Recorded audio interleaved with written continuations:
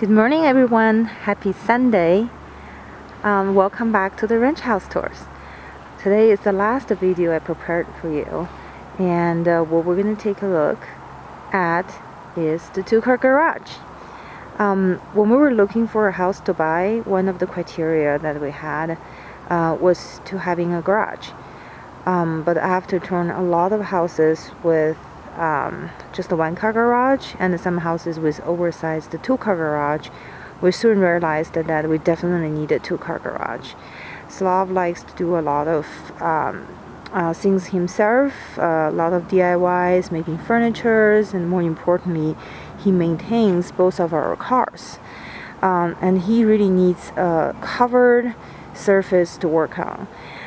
So back to North Carolina, what we have is just a graveled yard, so it's very difficult for him to work on car stuff. So this really helped us to narrow down to this house, because not many older ranches or older houses we can afford in the Denver area has two-car garages. So let's take a look. We do have a remote garage door opener, and our cars can be paired with this garage door. We haven't done that yet, but I think very soon we will be able to use our home link to open the garage doors. So this two-car garage is about 400 something square foot, so it's not a very big one. It's definitely not qualified as oversized one. As you can see, the opening pretty much occupies the entire front face of the garage.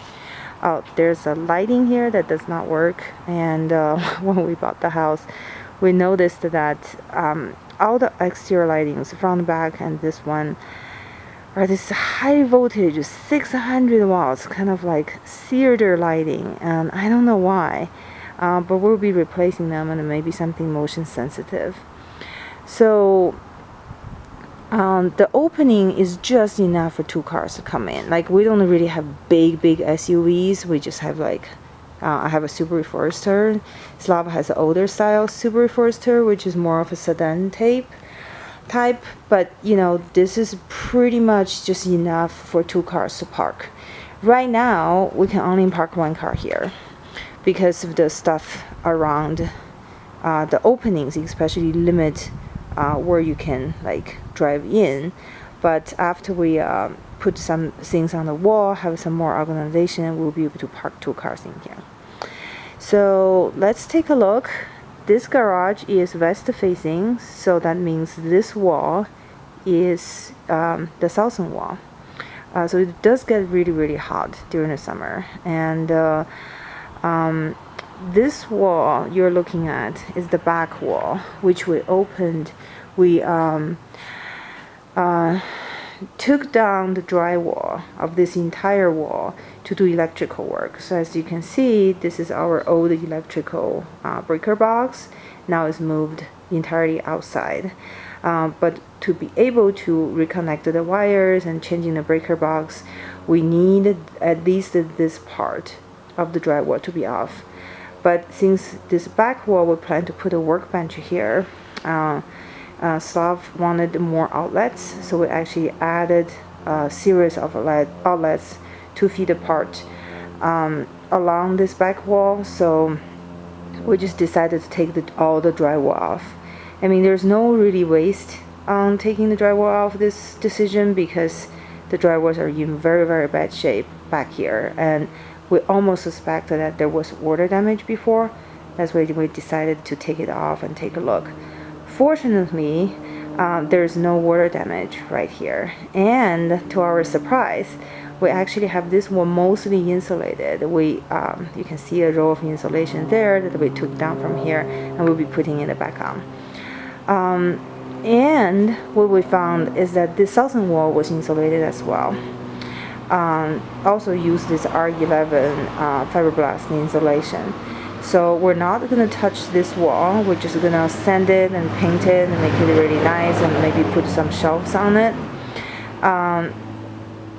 But the only wall that is not insulated is this wall, which shares with the kitchen. So the kitchen wall does get a little warm during the day. If you put your hands on the wall, you can feel that. So what we decided to do is to cut some of this drywall off, so Slav can kind of maybe use a blown kind of the insulation in it. The reason of that is that we can then save this part of the drywall. We don't have to re-drywall it. But our plan is to insulate this part of the wall, this wall, so the house can have better insulation.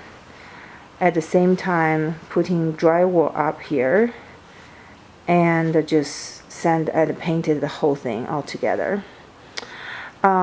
Actually, Slav got some pegboards. I think you can see it right here from Habitat for Humanity. You can see a small strip here, a big one there. Actually, there's an identical size of the big one back there. So we have enough pegboard basically to cover the entire middle section of this wall. So this wall actually would be drywall on the top, pegboard, and then drywall at the bottom. And you can see that at the bottom of the, like on the floor, we kind of taped a section off. This is what we imagine that the workbench would be. So you would have like a 40 slab ounce a tall workbench. So the workbench would pretty much level with where the freezer ends. So it will be a pretty tall one that he can work on standing up. And then all those outlets will be aligned on top of it. You have 1, 2, 3. There's one behind the pegboard, 4, 5, and there's one right next to the breaker box. So 6 of them. So there's plenty of safe outlet for him to work with. So those are the tools that Slav gonna try to organize on the drywall and the pegboard wall, and under the workbench we'll have some space for storage. So it's going to be really neat once we finish it. But right now, all the stuff that is supposed to go on that wall or below the workbench are unfortunately occupying our garage space. So what you can see here along the southern wall are all those power washers and, you know, bins for stuff. Slav has a set of winter tires here. No, yes, that's his winter tires. He has rims on them so that he can easily change his tires. I have all weather, all season, because any of the hard mountain driving will actually use his car. The previous owner left us something really interesting. So this is bench seats for like trucks or something, and he just left it here. So Slav figured that he can make a pretty neat little sitting in a garage, maybe next to the freezer. This is the only small window of the garage. It's an old window, so we plan to maybe switch to a newer window and insulate it well. So this window is looking at our side yard, which will be enclosed because the future fence is going to go somewhere like from here to our neighbor's house. But it does look into the side of the neighbor's house, and it's pretty close. I mean, it's only 35 feet distance. So we don't want to make the window any bigger because it's just looking into other people's walls. So this window will remain its size to maximum the wall space. This corner is my corner. I have all my paint supply down there. And Slav's supposed to put out some shelves for the paint supply, so they will be off the floor. The washer and the dryer and air conditioning here are all from the previous owner. We inherited them, and we plan to sell them or, you know, recycle them fairly soon. So this part will be clear. And spinning around, this is the kitchen wall, the interior wall basically. We have our shoe storage here and recycle bins, you know, Slav's weights. And this wall we plan to put tons of like those hooks and stuff on it.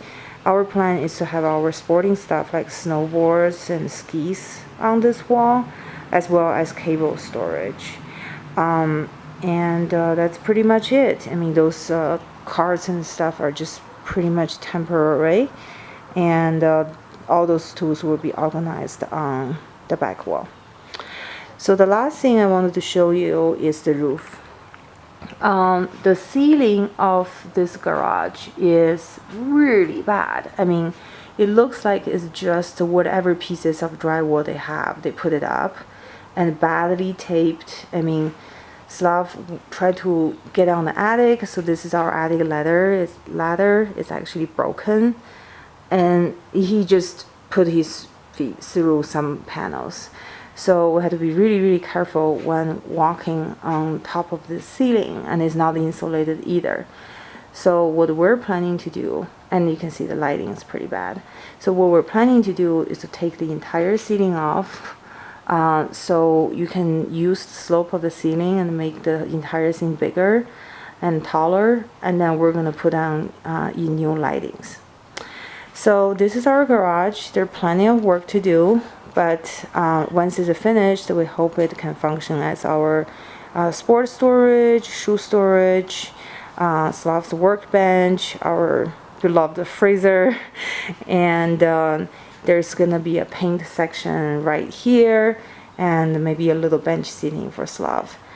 Yeah, that's pretty much it. This is what we call a Slav zone. He's the mastermind behind this garage, and he's going to be designing it and finishing it. I'm just going to be the worker, because man, I make so many decisions on the house, and everywhere else is basically renovated and furnished according to what I like my house to be, and the garage is his, right? All right, thank you for watching.